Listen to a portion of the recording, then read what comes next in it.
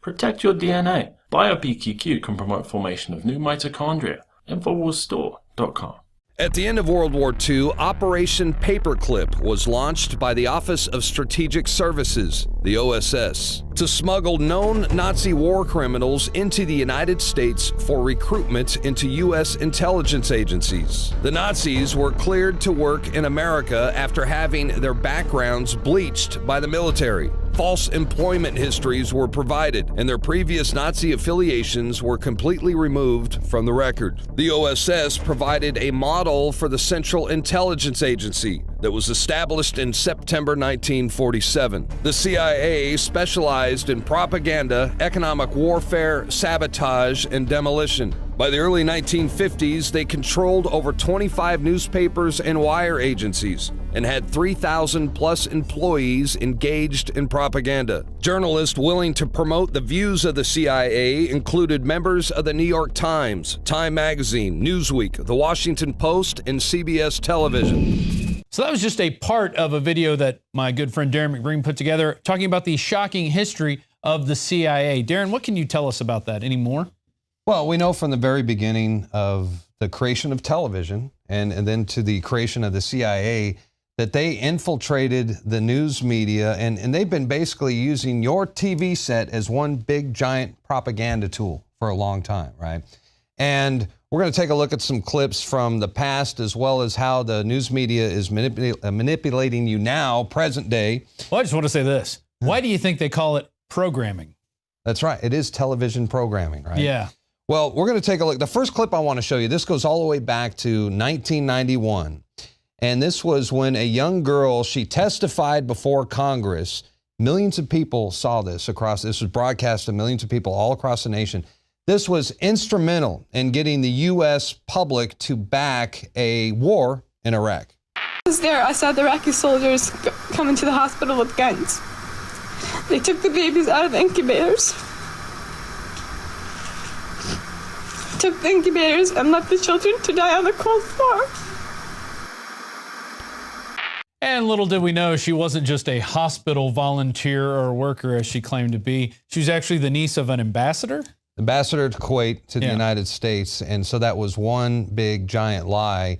But, you know, don't let a lie stop you there. No, we found out years later that she was actually hired by a PR firm from New York. They gave her acting lessons, right? So she's a 15-year-old girl. She testified before Congress. And I'll never forget it because, like I said, millions of us watched this on TV, and we were shocked and horrified that Saddam Hussein's Iraqi Republican Guard was dumping babies out of incubators and onto the bloody streets of It was Kuwait. Horrible, but don't let that stop George Bush from taking that story and running with it. Let's go to that clip. They had kids in incubators, and they were thrown out of the incubators so that Kuwait could be systematically dismantled. So old man Bush was just taking a line from Rahm Emanuel of never letting a good crisis go to waste. And now we have new Bush, I guess back in 2001 or 2, 3, This was 4. right around 2003. Okay. George W. Bush, he used to like to use VNRs, video news releases. Right. Now, this was news packages that were produced by the Pentagon, and they were passed over to television studios or television all across the United States, and they would use it as actual news stories. President, earlier this year you told us you had ordered your administration to cease and desist on payments to journalists to promote your agenda. You cited the need for ethical concerns and the need for a bright line between the press and the government. Your administration continues to make the use of video news releases, which are prepackaged news stories sent to television stations, fully aware that some or many of these stations will air them without any disclaimer that they are produced by the government. Comptroller General of the United States this week said that raises ethical questions. Does it raise ethical questions about the use of government money to produce stories about the government that wind up being aired with no disclosure that they were produced by the government? There is a Justice Department opinion that says these pieces are within the law so long as they're based upon facts, not advocacy. And I expect our agencies to adhere to that ruling, to that Justice Department opinion. This has been a long-standing practice of the federal government to use these types of videos. Agricultural Department, as I understand, has been using these videos for a long period of time. The Defense Department, other departments have been doing so.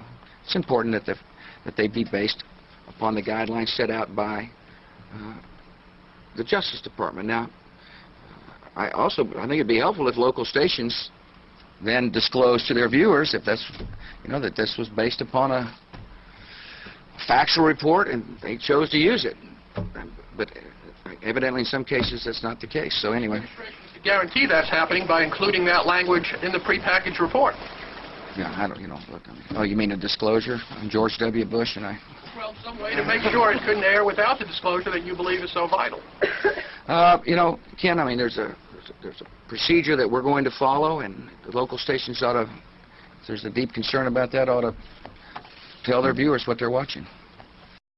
And Darren, now we have in modern day times, we have the migrant crisis going on with the Syrian refugees. And we've seen the family where the husband threw the wife and or his wife and daughter or son down on the train Little tracks baby almost covered cracked the baby's head. Yeah, and that was a big news release. They had photos of it everywhere. BBC, Reuters, all across Europe. Like, this is how people are treating the migrants. And he did that to his own wife just to be a spectacle. He waited until he saw the cameras, and then you see him, how he reacted. Then reacted. And now you've got these migrant kids, these kids that they're coaching into just being, playing the refugee role. Yeah, take a look at this young kid who was tear gassed, or maybe he was pepper sprayed by the evil anti-immigrant police in Hungary.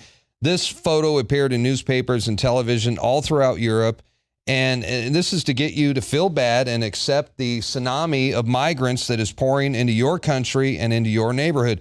Don't believe the hype, because much of what you are seeing on television and in the newspapers is a total fraud. Check it out. Jump, jump, jump, come on.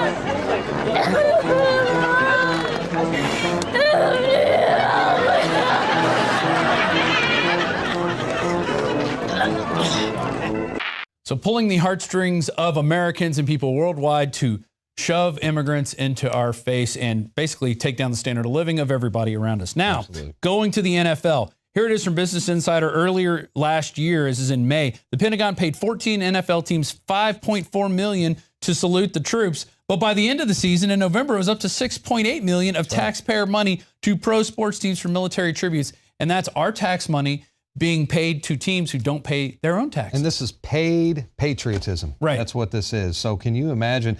And so a lot of that, a moment of silence, and then you see the salute to the troops, and you see the jets flying over the stadium. That's paid for. Right? All controlled. It's all controlled, one big control. And here's Senator Jeff Blake talking about this very same issue. When everybody assumes when you have these feel-good moments, these salutes, that it's because the NFL team just felt good about the military or about service, and then to find out now it's really the taxpayers paying for that, that just leaves you with an empty feeling.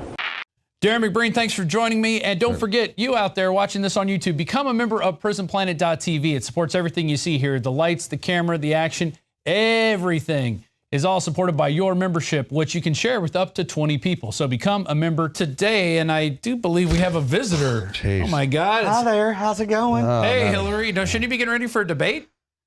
Well, I don't know if you guys heard from Bernie or not, but I did hide his car. So I saw some of his guys on his team looking for it.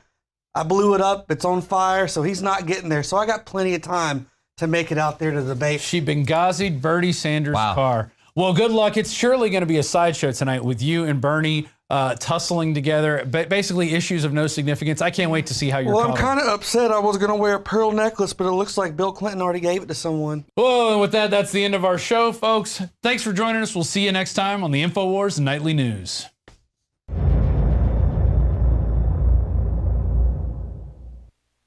No one will go to the New York Times or care that it's even admitted that the government's hatching most of the terror plots.